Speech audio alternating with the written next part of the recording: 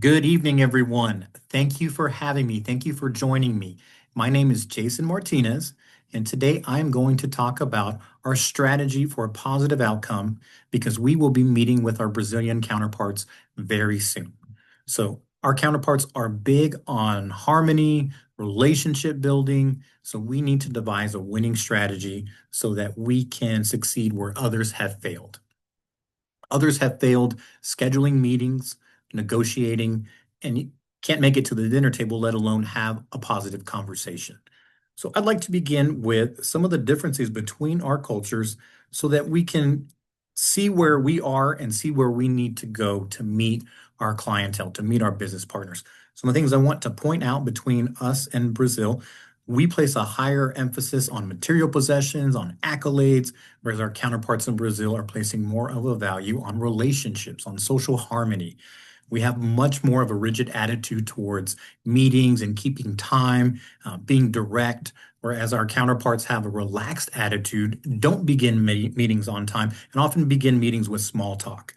Another thing that we will discuss is that in Brazil, it is not uncommon or rude to talk over one another. However, in our culture, we would not do that. We would wait our turn. Some of these things are going to come up continually as we talk about scheduling meetings, as we talk about negotiations, and as we talk about having that conversation at the dinner table. So let's move on to scheduling a meeting. It's very important that we build trust, and our counterparts like to have meetings in person. So what we need to do in order to make them feel comfortable is start dressing like we want to impress. So in our uh, counterparts country, it is very important to dress appropriately. We will be dressing in suits. We're going to be clean shaven.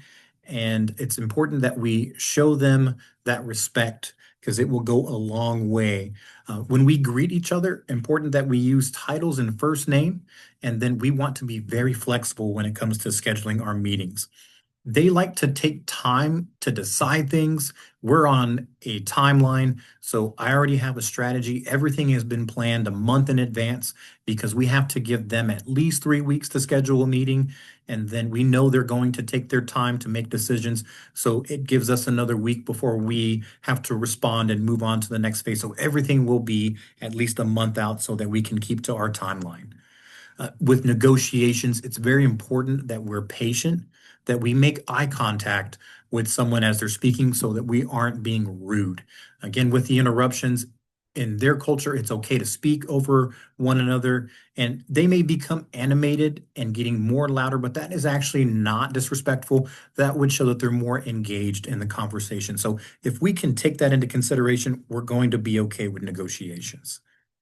And then for dinner, when we make it to the dinner table, we need to have informal topics to discuss. Let's avoid politics.